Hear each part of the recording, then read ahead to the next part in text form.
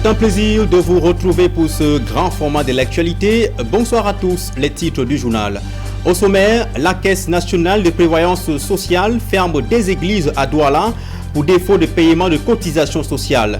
Alors que la CNPS réclame plus d'1 milliard de francs CFA à l'Union des églises baptistes du Cameroun, les responsables des églises concernées, surprises de cette décision brutale, s'indignent.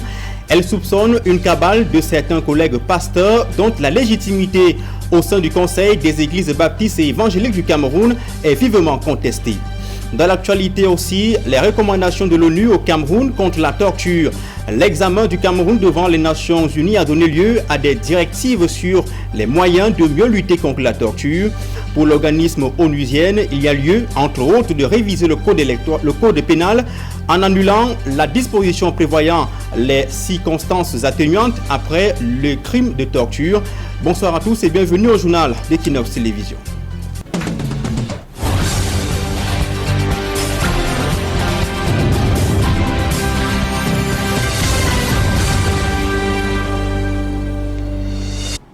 Mesdames, Messieurs, vous faites bien de vous informer sur Equinox Télévision. Merci de choisir nos antennes. En ouverture de ce journal, le premier adjoint au maire d'un fou ainsi que deux proches décèdent dans un accident de la circulation. Le drame est survenu hier soir aux environs de 21h lorsque leur véhicule est entré sous un camion stationné sur l'autoroute Yaoundé-Simalène. L'imprudence du conducteur du camion et le manque d'éclairage à cet endroit sont à l'origine de ce drame qui appelle au respect des règles de circulation sur cette infrastructure routière. Emmanuel Job et Marcelin Gansop. C'est 50 mètres environ derrière nous, au niveau du pont sur la Mofou, que l'accident s'est produit. En ce moment précis, les deux véhicules accidentés ont été dégagés de la voie publique en raison certainement de la sensibilité même de la dangerosité de la zone. Et donc, en dehors des débris et des restes, aussi bien du véhicule que des boissons qui étaient dans le camion en question, rien n'indique véritablement que quelque chose de grave s'est passé ici. J'ai vu une voiture déjà vraiment à l'état où quelqu'un ne pouvait pas vivre. C'était vraiment très affreux. Je suis même rentré parce que j'ai eu très peur. Donc c'est ça, l'autoroute c'est comme ça. Nous on vit comme ça ici, c'est très difficile. Parfois tu sors de chez toi, nous habitons là. Donc parfois on est obligé de traverser pour sortir, pour aller faire le petit commerce et rentrer. C'est ici au poste de gendarmerie de Meyo, situé non loin du lieu de l'accident, que les deux véhicules ont été conduits. La Starlet de couleur rouge, à bord de laquelle se trouvaient les trois victimes, est irrécupérable. Elle se retrouvait encastrée dans l'arrière de ce camion qui transportait des boissons pour le compte d'une société brassicole de la place. L'endroit étant plongé dans l'obscurité, le chauffeur du petit véhicule a été surpris par l'engin de la mort. Il y a des actes de vandalisme et ces actes de vandalisme, c'est des fils qui sont de temps en temps, qui sont le plus souvent dérobés et qui font qu'effectivement il y a certaines portions de l'autoroute, le temps des interventions qui restent dans l'obscurité. Ce qui malheureusement, il faut le dire, il faut le reconnaître, a été le cas par rapport à ce triste accident qui est survenu parce qu'il y a quelques jours effectivement ce matériel a été dérobé et ce qui fait qu'effectivement cette portion de l'autoroute était dans l'obscurité malheureusement. Selon un témoin qui a requis l'anonymat, bien avant l'accident, le camion avait perdu une partie de son chargement 1 kilomètre plus loin. C'est après avoir fait ce constat que le chauffeur s'est immobilisé sur ce pont pour s'enquérir de la situation. L'endroit n'étant pas éclairé, c'est à l'aide de la torche de son téléphone qu'il attendait tant bien que mal de signaler sa présence. Malheureusement, cela n'a pas évité le pire et l'irréparable s'est produit aux environs de 21h dans la nuit de dimanche à lundi, laissant sur le carreau le premier adjoint au maire de Fou, Joseph Marien Zambo Belinga, son frère cadet, l'arbitre assistant Jean-Romuald Baga Belinga et une de leurs cousines. Leurs dépouilles ont été déposées à la morgue de l'hôpital de district de Fou. Il faudrait qu'il se soit éclairé surtout parce que l'accident s'est passé dans la nuit. Les caméras que vous voyez là, elles sont soit en panne, nous on ne sait pas. Vraiment, nous sommes du village, on va encore aller où? Quand il faut traverser, que d'aller pas contourner à borne 10, je traverse rapidement. On nous a sensibilisés à la chefferie de Toutouli que quand tu traverses une fois et tu sors derrière les piliers pour être en sécurité. Parce qu'il n'y a pas de passerelle non plus, il n'y a rien. C'est l'occasion de rappeler, afin que l'une ne l'ignore, qu'il est strictement interdit de stationner ou de s'arrêter sur l'autoroute, même pour un besoin naturel. Cela est considéré comme une activité dangereuse et réprimée comme telle. Plusieurs véhicules ont déjà été mis en fourrière, en plus des actions judiciaires engagées contre des conducteurs indélicats. Lors de leur passage au Cameroun entre 1884 et 1916, Les Allemands ont identifié une voie qui permet de partir de Chang pour Sanchu sans affronter les collines. Au départ, il était prévu sur ce tracé la construction d'une voie ferrée qui devrait aller jusqu'à Fongo-Tongo pour l'exploitation de la bauxite, alors que la falaise de Chang est présentée par les experts comme très risquée. Les populations estiment que l'aménagement de cette route, légèrement plus longue que celle de la falaise, devrait préoccuper les pouvoirs publics. Quel est ce tracé et dans quel état se trouve-t-il actuellement? Nos reporters Robert Kenyé et Vivien Tonfac l'ont parcouru. Voici le grand reportage. L'affaissement du flanc de colline qui a paralysé la circulation entre Chang et Sanchu a fait dépoussiérer ce tracé qui daterait de l'époque du protectorat allemand au Cameroun entre 1884 et 1916. C'est cette route que nous allons parcourir aujourd'hui.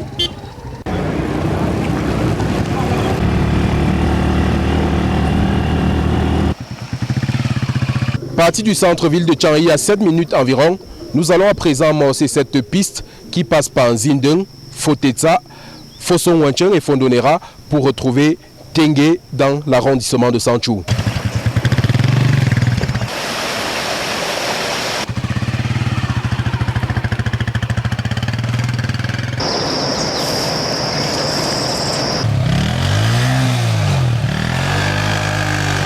La nature ayant horreur du vide, les hautes herbes et les plantations se sont développées sur ce tronçon qui va de Nzindeng dans le groupement forestier Chang à Fotetsa dans la zone de F4. Jusqu'à ce niveau de notre périple, la piste est entièrement plate. La route c'est quittant Kemsap jusqu'à Sanchu. Ça c'est l'ancien route coloniale. Quand on était des enfants, c'est ça qu'on empruntait pour aller au champ. Parce que nous avions des plantations à Sanchu. Contraint de faire l'essentiel de cette étape à pied à cause du mauvais état de la route non entretenue par les populations locales, nous allons retrouver notre moto pour la suite du trajet.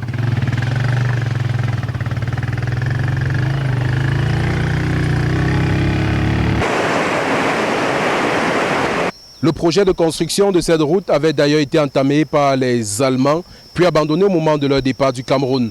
Sur cet itinéraire, quelques ouvrages sont encore visibles, comme cette rigole au niveau de la carrière de Fotetsa. Ça, c'est une rigole que les Allemands ont créée. Ils ont aussi lavé même le sable ici à la carrière pour construire des maisons aussi à Chang. La route de Fotetsa, c'est très bien. Ça arrive à Sanchu, ça arrive à Ntengue. Il n'y a pas de montée, rien. Les Allemands ont bien travaillé. Donc ça part jusqu'à Sanchu, jusqu'à Chang, partout. Après Nzindeng dans le groupement forestier Chang et Fotetsa, nous sommes actuellement à Lorbu dans le groupement Foson-Wancheng. La suite de l'itinéraire ne présente aucun obstacle selon les habitants de la zone. C'est pas loin, c'est 18 km. Mais nous passons là avec les motos. Même les voitures, à un certain temps, on descendait là-bas à la forêt pour chercher les vivres, le café, avec les voitures, les pick-up. Mais pour l'instant, quand nous on désherbait ça, on est allé jusqu'au pont avec la moto.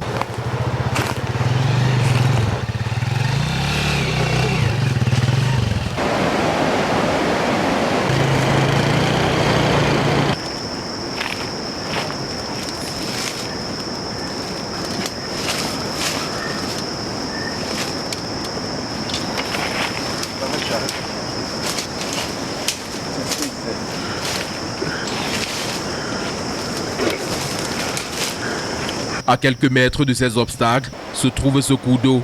La construction d'un pont permettra de traverser et de se retrouver immédiatement dans l'arrondissement de Sanchu. Mais les populations locales ont créé une autre voie qui part du marché Foson-Wancheng en passant par ces vastes plantations de caféiers et de cacaoyers. Dans le projet de construction de la route de la falaise de Chang, il était prévu selon des riverains une bretelle qui n'a jamais été réalisée. Le calvaire actuel des populations des régions de l'ouest et du nord-ouest pour se rendre dans le littoral ou l'inverse devrait selon eux pousser le gouvernement à ressusciter cette bretelle. On avait prévu une bretelle en passant par là. Si on avait aménagé à ce moment-là, c'est qu'on ne peut même pas avoir de problème. Après un peu plus d'une heure de temps de marche à pied depuis notre départ du marché Foson-Wancheng, nous sommes actuellement en Bingsong dans le groupement Fondonera à environ 3 km du marché Plantain. Selon ce que disent nos parents, ce sont les Allemands qui auraient tracé cette route-là. Et c'est la distance qui a fait en sorte qu'on préfère passer par la falaise. Parce que bon, apparemment, elle est quand même un peu plus longue que que celle de la falaise.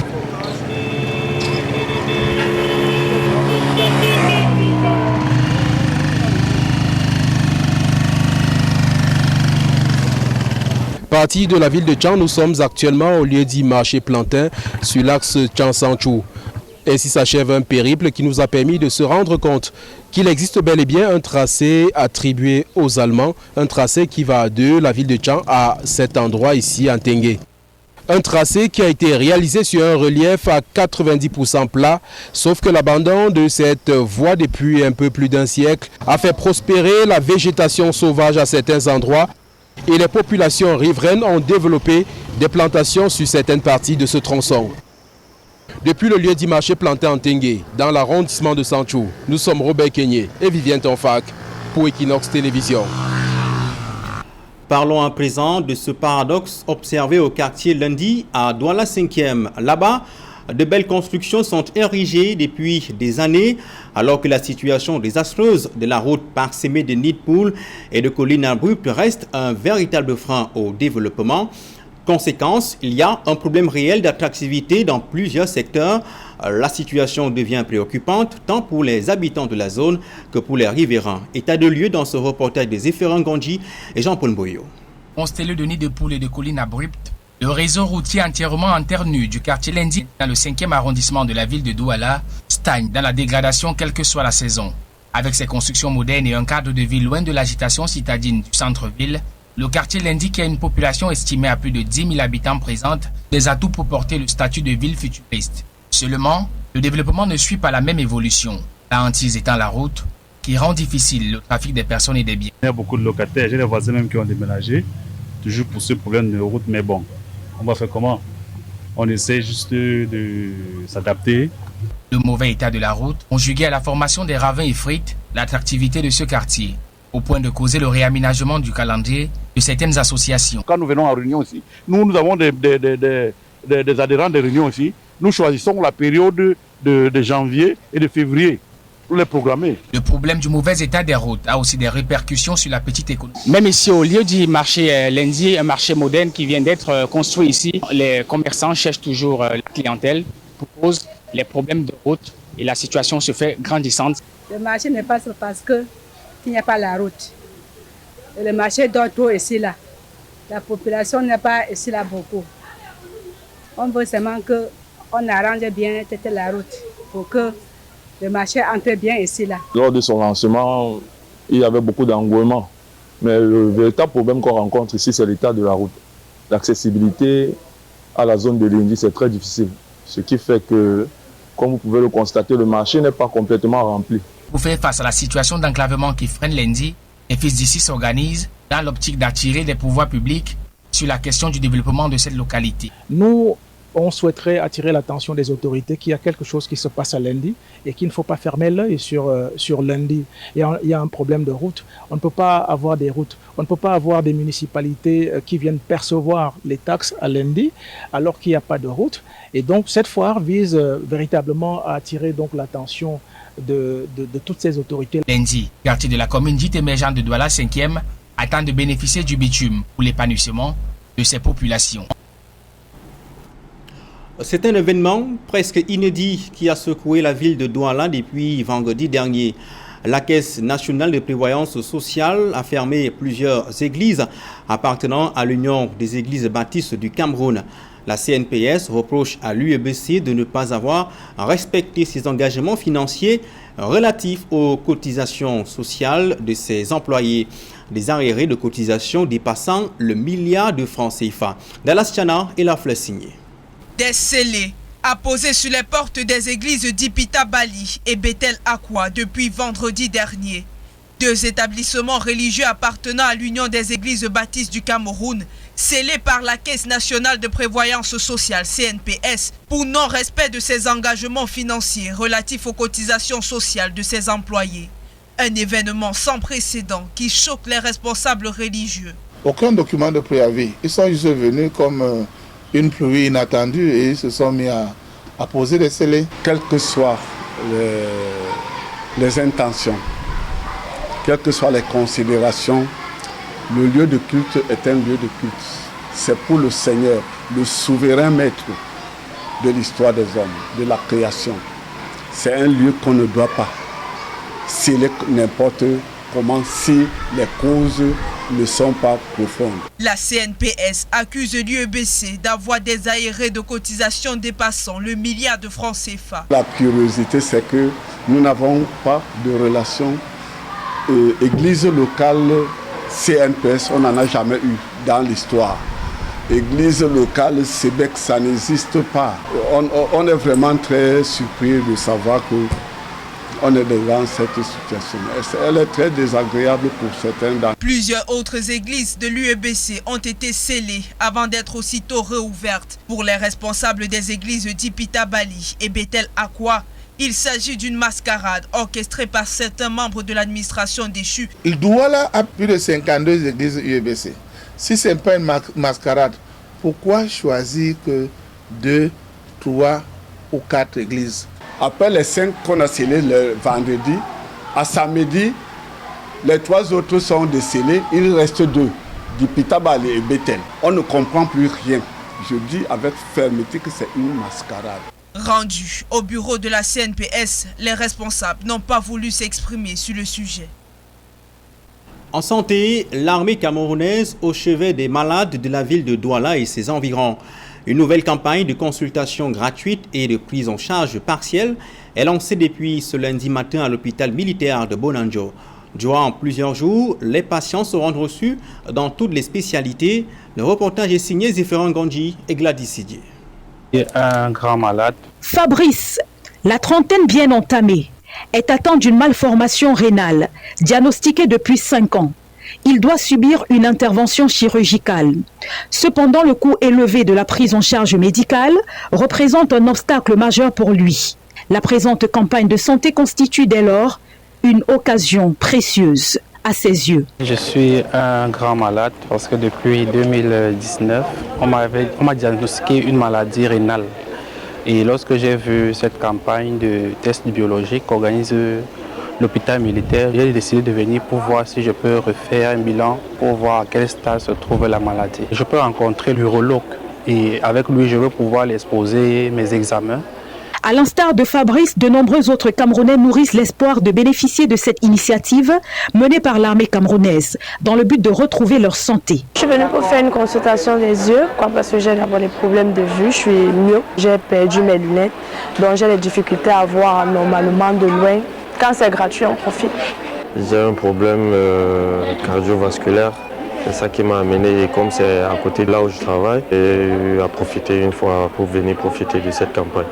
Donc c'est gratuit, on prend bien soin. Et le médecin prend le soin de poser des questions qu'il faut. Il ne veut pas se débarrasser des patients parce que c'est gratuit. Donc vraiment, je suis agréablement surprise. Cette opération couvre un large éventail de spécialités médicales et s'adresse aux populations qui rencontrent des difficultés à accéder aux soins de santé de qualité. Nous pensons pouvoir atteindre 3000 patients si c'est possible. Il faudrait simplement que les populations veuillent se déplacer.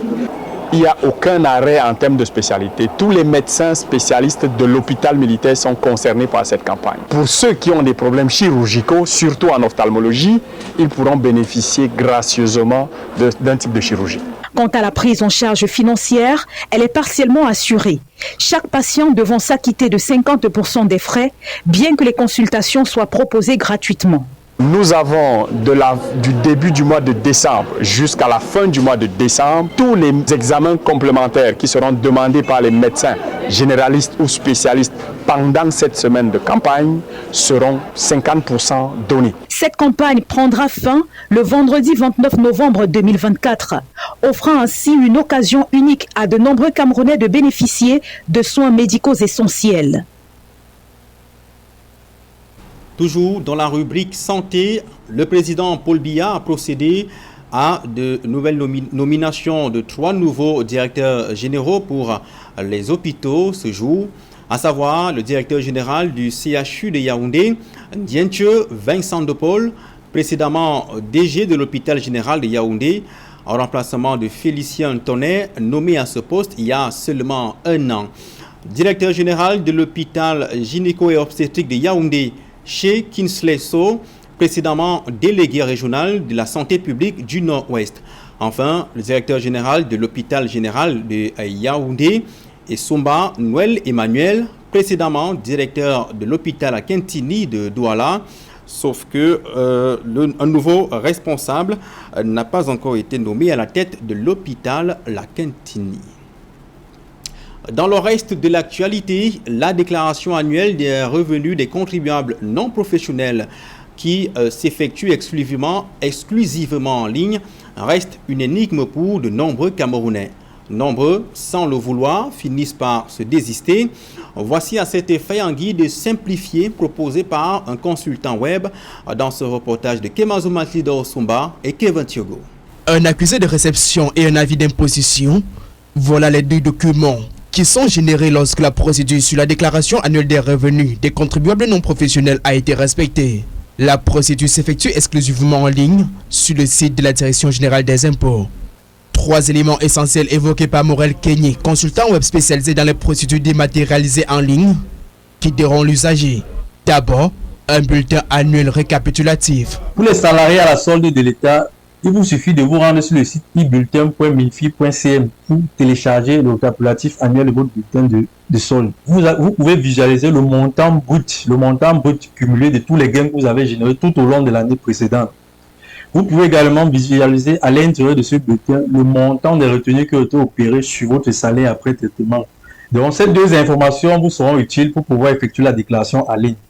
En ce qui concerne les salariés du secteur privé ou encore du parapublic, vous devez vous rapprocher de votre employeur pour obtenir l'état récapitulatif des gains que vous avez générés au cours de l'année. La deuxième étape consistera à l'obtention du numéro d'identifiant unique. Les salariés qui sont à solde de l'État ont systématiquement déjà un numéro d'identifiant unique qui leur est attribué. Il suffit de vous rendre par exemple sur le site e-bulletin. À partir de là, vous pouvez télécharger votre attestation d'immatriculation. Dans l'attestation d'immatriculation, vous allez pouvoir visualiser votre numéro d'identifiant unique. La seconde chose que vous pouvez faire pour obtenir votre numéro d'identifiant unique, c'est de vous rendre sur le site des impôts à l'adresse impôts.cm. Une fois sur cette page, dans la rubrique « Retrouver mon numéro d'identifiant unique », une fois sur cette page, vous pouvez saisir votre nom dans ce champ. Une fois que c'est fait, vous allez saisir votre date de naissance ici. Et ensuite, vous allez cliquer sur « Rechercher » pour rechercher votre numéro d'identifiant unique. Et juste à l'extrémité gauche, le numéro d'identifiant unique. Si vous êtes salarié du secteur privé et que vous n'avez pas encore d'immatriculation de numéro d'identifiant unique, ce que vous pouvez faire sur cette page, vous cliquez sur je ne suis pas encore immatriculé. Une fois que vous allez cliquer dessus, vous allez être redirigé vers une page où vous allez fournir vos informations. C'est donc sur le site www.impôts.cm que s'effectuera la dernière phase de la déclaration. Saisissez votre numéro d'identifiant unique. En bas, vous devez saisir le mot de passe par défaut qui est 40. Lorsque vous saisissez 40 et que vous réussissez à vous connecter sur le site, la première des choses que vous devez faire avant tout, c'est d'enregistrer un nouveau mot de passe. Pourquoi? Simplement parce que le mot de passe 40 par défaut est à usage unique. Et dès que vous êtes connecté, vous devez changer votre mot de passe et enregistrer un nouveau mot de passe. Et ce nouveau mot de passe vous permettra de vous connecter en permanence sur le site des impôts. Une fois que vous êtes connecté à votre compte, vous allez arriver sur un espace qui ressemble à celui-ci. Donc lorsque vous vous connectez sur votre compte, vous arrivez sur une page qui ressemble à celle-ci. Lorsque vous cliquez sur déclaration, ça va se dérouler et vous allez cliquer sur déclaration des particuliers. Donc c'est dans déclaration des particuliers que vous allez pouvoir déclarer votre revenu annuel en ligne. Voilà qui est fait. En politique, les structures départementales de Douala 4e du mouvement pour la renaissance du Cameroun ont tenu leur assemblée générale hier dimanche à Bonabéry. Un moment d'échange et de réflexion sur le devenir du parti, mais aussi une occasion d'évaluer les performances des différentes structures. Compte rendu de Théophile Tchouke et Claude Jessia. À l'occasion de l'Assemblée générale des structures départementales de Douala 4e, un esprit de camaraderie et de détermination pour les militants du mouvement pour la renaissance du Cameroun. MRC. C'est d'abord l'évaluation des performances des structures dans le département de Voré-4 avant les échéances à venir qui se profilent en 2025. Les participants ont salué les efforts fournis par l'équipe pour renforcer la présence du parti dans la région. Aujourd'hui, le MRC se porte bien et se prépare activement à relever les défis à venir. Et nous allons nous mettre au travail, mouiller le maillot pour qu'en 2025, nous accompagnions le professeur Maurice Kamto à la magistrature suprême de ce pays. Un autre moment marquant de cette assemblée, l'exposé du docteur Aristide Mono, invité à présenter le fonctionnement du Conseil constitutionnel. Le droit qui encadre le Conseil constitutionnel et le casting des acteurs n'augure aucune présomption d'impartialité. C'est pourquoi nous avons accepté l'invitation afin d'offrir à la masse militante et surtout au cadre présent les outils de compréhension des mécanismes de fraude électorale. Par ailleurs, à quelques kilomètres de là, rue Ernest Bétoté, dans l'arrondissement de Douala 1er, une nouvelle unité du MRC a vu le jour. On est venu ici à la rue Ernest Bétoté parce que la population a soif de changement. À partir du 1er janvier, nous allons axer notre travail sur la formation politique. Je suis content de cette installation. Moi, je vois qu'il faut un changement. Ainsi, le MRC est désormais prêt à intensifier ses efforts et à se préparer pour les échéances politiques à venir. L'examen du Cameroun devant les Nations Unies vient de donner lieu à des recommandations sur les moyens de mieux lutter contre la torture. Pour l'organisme onusien, il y a lieu, entre autres, de réviser le code pénal en annulant la disposition prévoyant les circonstances atténuantes après les actes de torture et d'introduire une disposition indiquant que les crimes liés à la torture sont imprescriptibles. Compte rendu de Guizogo. À l'issue de l'examen du Cameroun lors de la 81e session du Comité des Nations Unies contre la torture le 13 et 14 novembre dernier à Genève, les Nations Unies viennent de formuler leurs recommandations à Yaoundé pour une lutte plus efficace contre les crimes de torture. En premier, l'organisme onusien souligne qu'il y a lieu de prendre des mesures de contrôle rigoureux des forces de défense et de sécurité déployées sur les théâtres d'opération tels que dans le nord-ouest et le sud-ouest et l'extrême nord, afin de prévenir les actes de torture. Outre les enquêtes approfondies, la localisation des présumées fausses communes et les recherches des disparus et des personnes ayant été victimes d'actes de torture, il est question d'aller à une modification du code pénal camerounais. Il s'agirait d'amender les articles 90 et 91 du code pénal qui, jusqu'ici, accordent des circonstances atténuantes à un auteur des crimes de torture en donnant la possibilité de réduire sa peine s'il n'y a pas eu mort d'homme. De plus, l'ONU appelle à des modifications législatives qualifiées de nécessaires de façon à s'assurer que l'infraction de torture n'est pas soumise à la prescription et d'écarter tout risque d'impunité et de garantir que les actes de torture donnent lieu à une enquête et que leurs auteurs sont poursuivis et punis. Au total, au-delà de la question de la torture, c'est un vaste kaléidoscope de recommandations que les Nations Unies adressent au Cameroun sur divers points tels que la garde à vue, l'accès aux soins des personnes privées de liberté, les attributions du tribunal militaire et le rôle de la Commission nationale des droits de l'homme, entre autres. C'est en 2028 que le Cameroun se présentera à nouveau devant les Nations Unies pour son examen sur la question des droits de l'homme et singulièrement de la torture.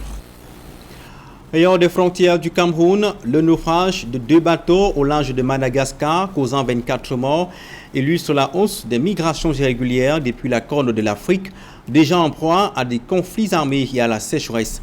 Une délégation somalienne se rendra sur place pour enquêter, tandis qu'un éboulement en République démocratique du Congo du fait des fortes pluies a fait une dizaine de morts, mettant ainsi en évidence la vulnérabilité de la région déjà frappée par des catastrophes naturelles. La mouture internationale est signée Pamela Foumen. Tant de personnes ont perdu la vie après le naufrage de 2 bateaux au large de Madagascar, a annoncé le gouvernement somalien. Ce drame met en lumière l'augmentation de migrations irrégulières en provenance de la Corne de l'Afrique, souvent motivée par les conflits et la sécheresse, comme l'avait déjà souligné l'Organisation internationale pour les migrations. Une délégation somalienne se rendra à Madagascar pour enquêter et coordonner l'aide aux survivants. Ce naufrage rappelle celui d'avril dernier au large de Djibouti qui avait causé 38 morts parmi des migrants, principalement somaliens et éthiopiens, empruntant une route maritime vers le Yémen. Par ailleurs, l'ambassadeur somalien au Maroc enquête sur le sort des jeunes somaliens bloqués sur les côtes marocaines. En République démocratique du Congo, un éboulement meurtrier a frappé le village de Koubi dans la province du Sud Kivu dans la nuit de vendredi à samedi à la suite des fortes pluies. Le bilan provisoire fait état d'une dizaine de morts, 3 blessés et des maisons endommagées. Selon le président de la société civile de Kaélé, des secouristes, appuyés par les engins de l'armée congolaise, poursuivent les recherches. Ce drame survient dans un contexte de vulnérabilité accrue dans la région, déjà marquée par des inondations catastrophiques en 2023, ayant causé plus de 450 décès. L'administrateur de Kaélé, Thomas Bankenga, appelle à une attention urgente pour ces territoires isolés dont les voies d'accès restent impraticables. Le 21 novembre dernier, l'Ukraine a accusé la Russie d'avoir utilisé pour la première fois un missile intercontinental conçu pour porter des têtes nucléaires, mais tiré ici de manière conventionnelle. Selon certains experts, ce geste est un signal stratégique visant principalement l'Europe. La Russie cherche à accentuer la pression sur les Européens en exploitant leur dépendance aux États-Unis pour la défense, espérant renforcer le découplage en ce contexte, oblige les puissances nucléaires européennes, comme la France et le Royaume-Uni, à reconsidérer leur rôle et leur contribution à la sécurité collective en Europe, tout en répondant à des questions longtemps éludées sur leurs autonomies stratégiques. En sport, football, trophée des champions 2024, la Colombe vole au-dessus de Victoria United.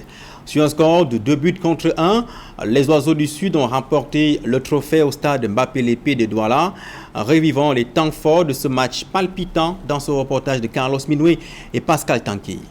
Le stade Mbappé-Lépée de Douala était en effervescence lors de la 8e édition de la Supercoupe du Cameroun, où Colombe du Sud, vainqueur de la Coupe du Cameroun de football, a triomphé 2-1 face à Victoria United, champion du Cameroun 2024.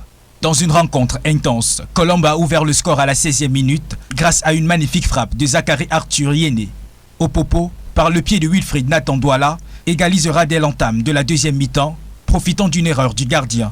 Le match a basculé dans les derniers instants, alors que Victor Hanzongo, tout juste entré en jeu, a inscrit le but décisif à la suite d'un rebond favorable dans le temps additionnel, offrant la victoire à l'Oiseau du Sud. Déjà vainqueur de la Coupe du Cameroun 2024, Colombe s'offre un deuxième trophée cette saison. Un sacre de bon augure pour la saison à venir. On avait à cœur de gagner encore cette super coupe et on l'a fait. Et nous sommes vraiment très heureux pour notre public qui est venu aussi nous accompagner. La clé de la réussite, c'est d'abord l'engagement personnel, mais également un bon management. La nouvelle saison, nous sommes déjà prêts. Vous avez vu le match d'aujourd'hui, nous sommes prêts, même sur le plan continental. La Colombe est déjà prête. Victoria United compte tirer des enseignements de sa défaite. Les enfants n'ont pas respecté l'instruction du coach. Nous, on a égalisé le but, mais comme ça a déjà gâté au premier mi-temps, on n'a pas la manière de réparer. Ça a fait la leçon à mes joueurs. On va rentrer, corriger des erreurs qu'on a vues. J'ai pensé que notre titre, on va reprendre ça. Le calendrier du championnat professionnel Elite One 2024-2025 a été dévoilé. C'est au total 16 équipes qui prendront part au championnat, dont le démarrage est prévu le 7 décembre 2024 à Melon, où Stade Renard affrontera Aigle Royal du Mungo. Rappelons que pour cette saison 2024-2025, 4 clubs sur 16 seront relégués en Elite 2, tandis que 2 clubs partiront de l'Elite 2 pour l'Elite One. Et voilà qui met un terme à ce grand format de l'actualité. Merci à tous de l'avoir suivi. Dans un instant, Equinox Soir, deuxième partie avec ses gens autour et ses invités depuis Yaoundé. Rendez-vous demain lorsqu'il sera 20h.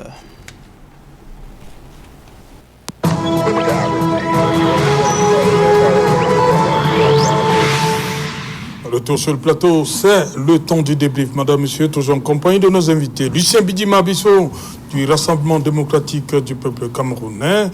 Voilà. Maïdadi Saïdou, du nom national, la démocratie et le progrès.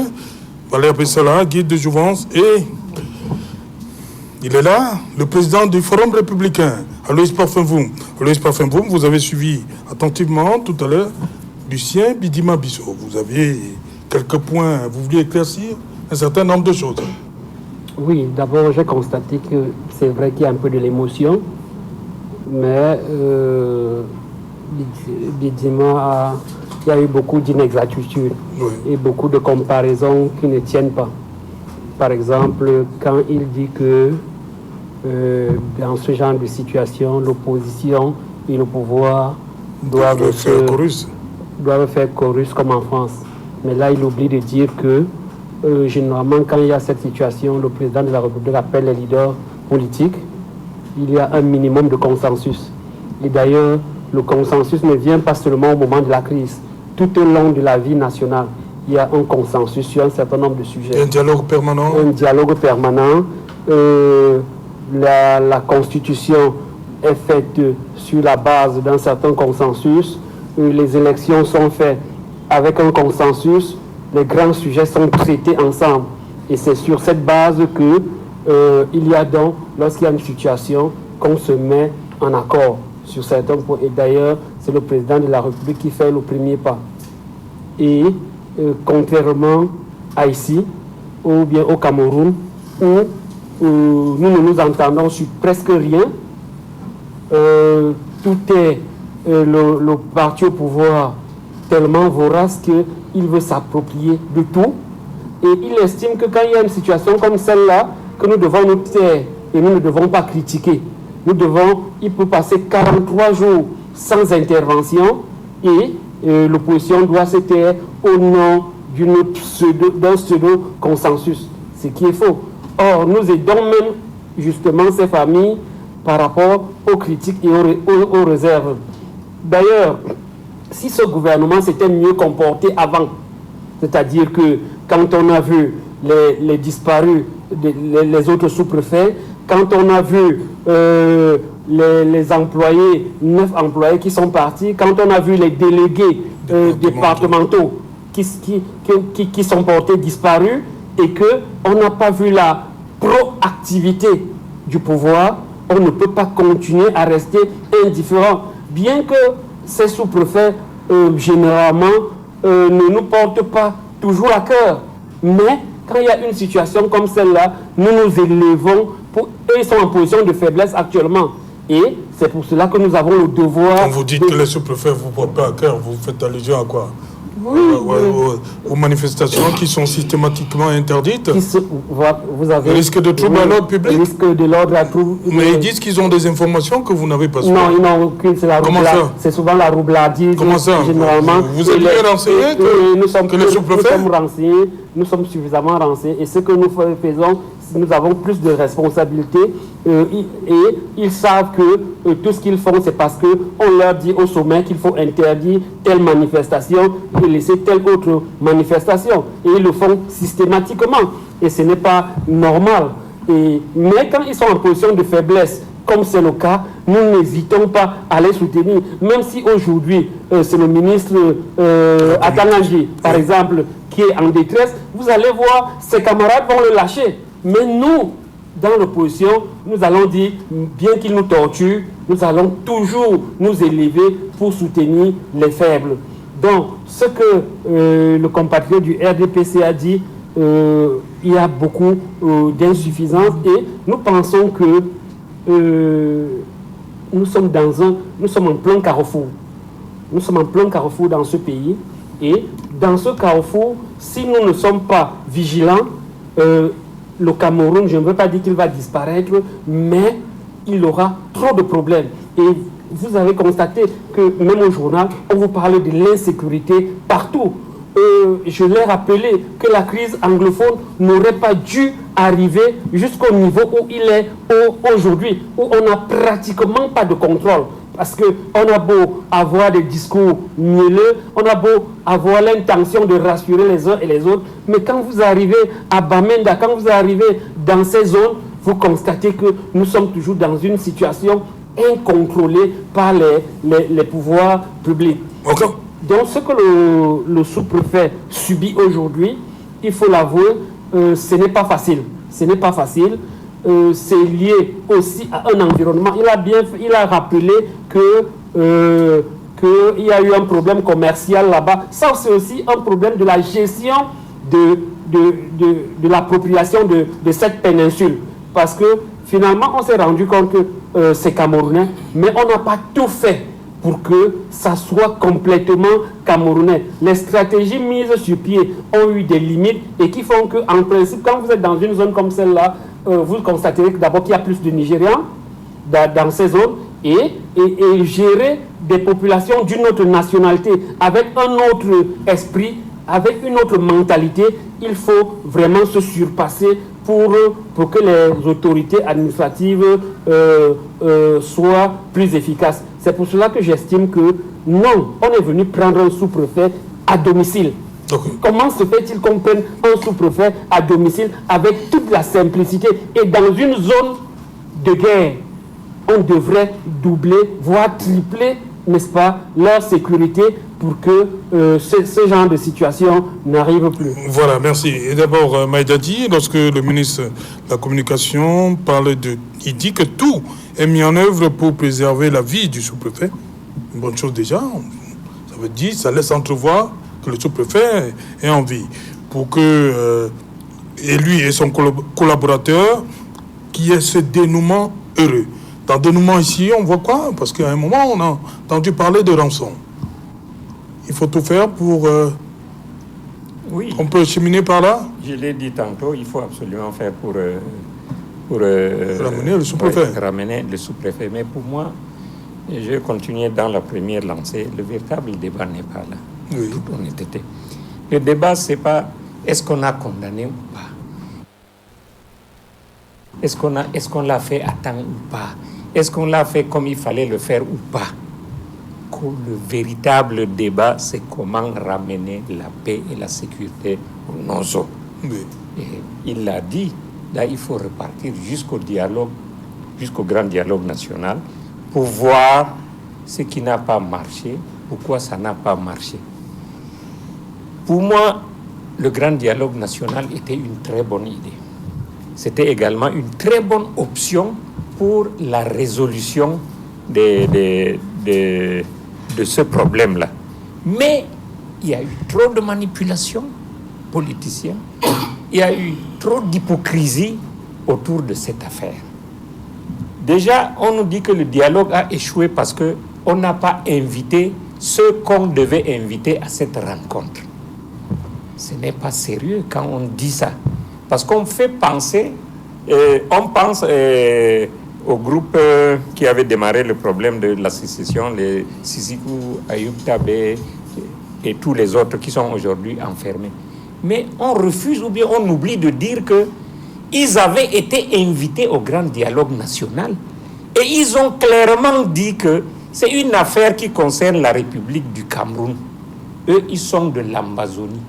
Ils sont prêts à un dialogue quand celui-ci peut être organisé à l'extérieur du pays et sur le problème de l'Ambazonie.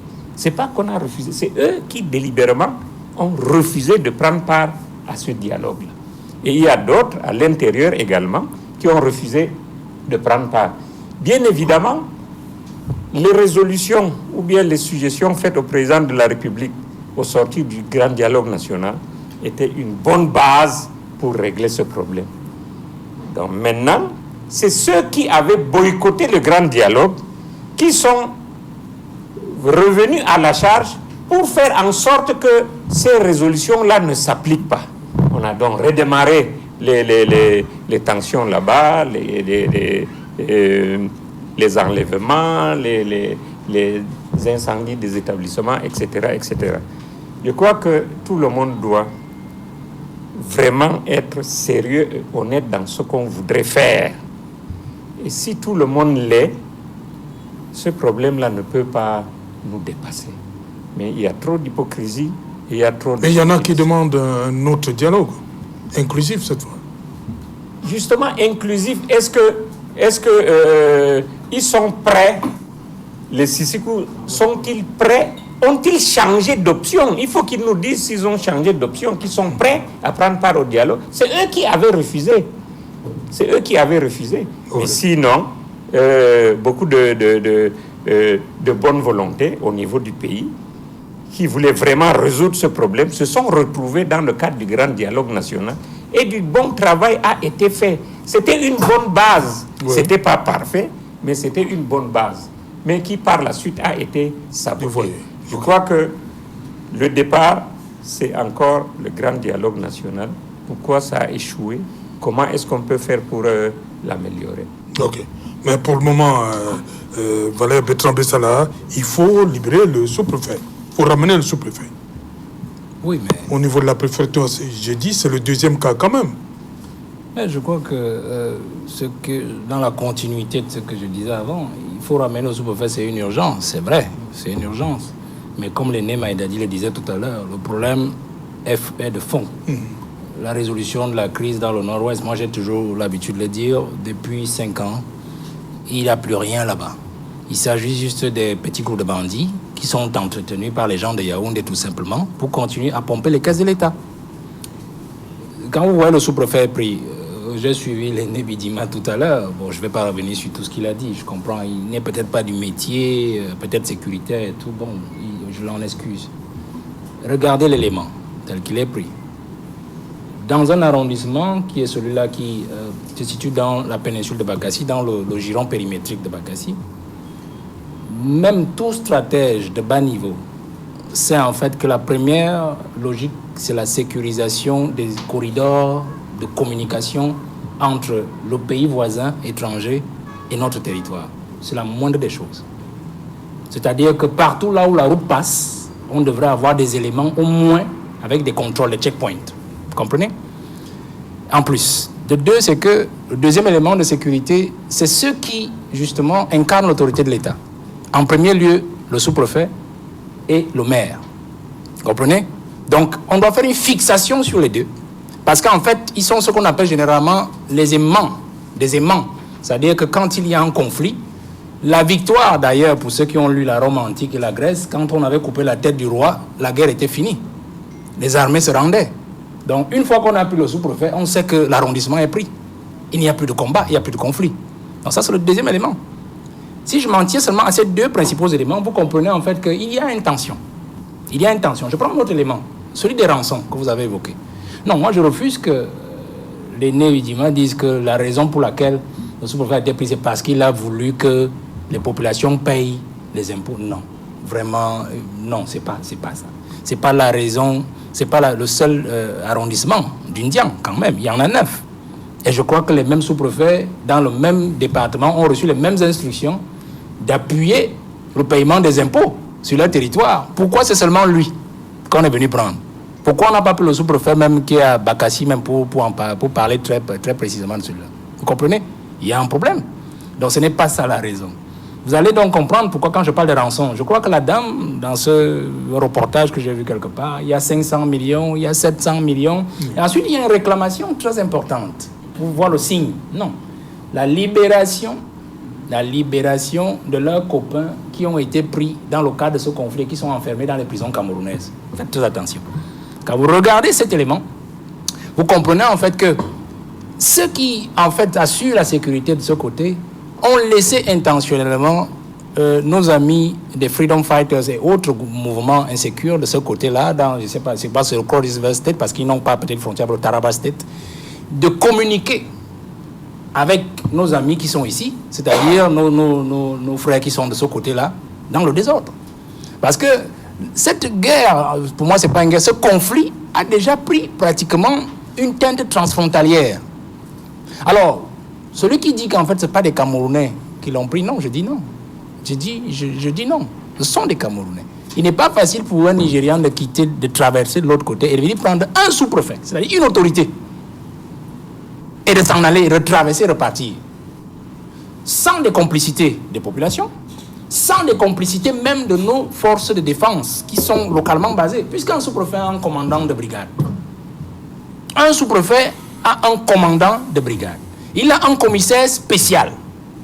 Un commissaire spécial, commandant de brigade, et il y a même un commandant de la brigade de recherche. C'est-à-dire qu'ils sont censés... Valère, selon le communiqué du ministère de la Communication, tout se passe à 2h du matin. Oui. Le renseignement prévisionnel, ça vous dit quelque chose, monsieur Otou? Le renseignement prévisionnel. Ça veut dire que, en fait, la particularité du renseignement, c'est quoi?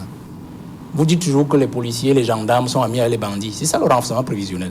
C'est-à-dire que vous savez qu'un mec, il fait du désordre dans un quartier, mais vous l'utilisez pour avoir des plus gros poissons. Vous comprenez? Ça veut dire que le renseignement prévisionnel, c'est justement celui-là. C'est-à-dire que dans la protection de l'autorité de l'État, dans la protection du territoire, vous devez avoir des informations, des infiltrés, même dans les milieux les plus insécures.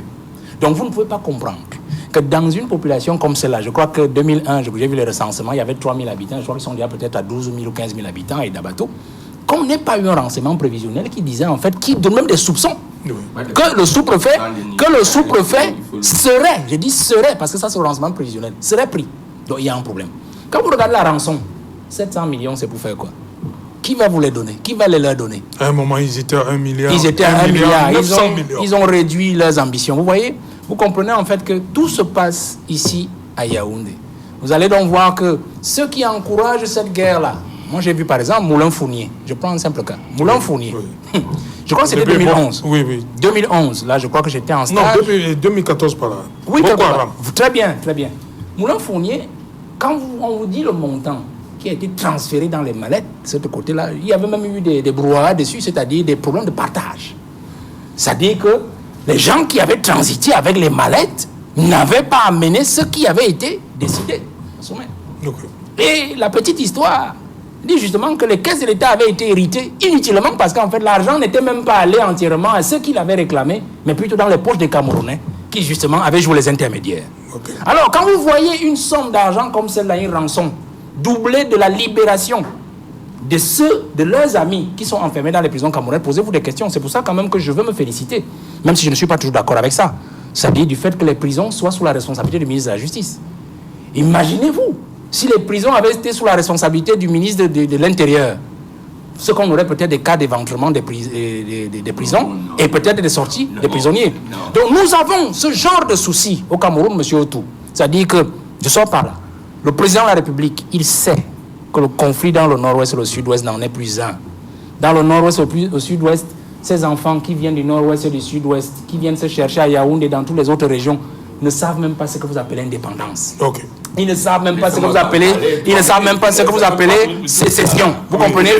Ils ont des problèmes basiques de tous les Camerounais. Le problème de route, les problèmes d'eau, les problèmes d'alimentation, les problèmes de sécurité. Vous comprenez? Donc, le problème ici, c'est le président de la République. Qu'il prenne des mesures fortes, notamment un gouvernement, pour justement balayer tous ces gens-là qui travaillent dans l'ombre pour que ce conflit continue à perdurer et qu'il se fasse toujours les poches. Merci, Lucien Bidima. Oui, au moins j'ai la chance de parler quelques minutes, sinon oui, je vais allez-y. partir jusqu'au bout. Alors, mais je dis non.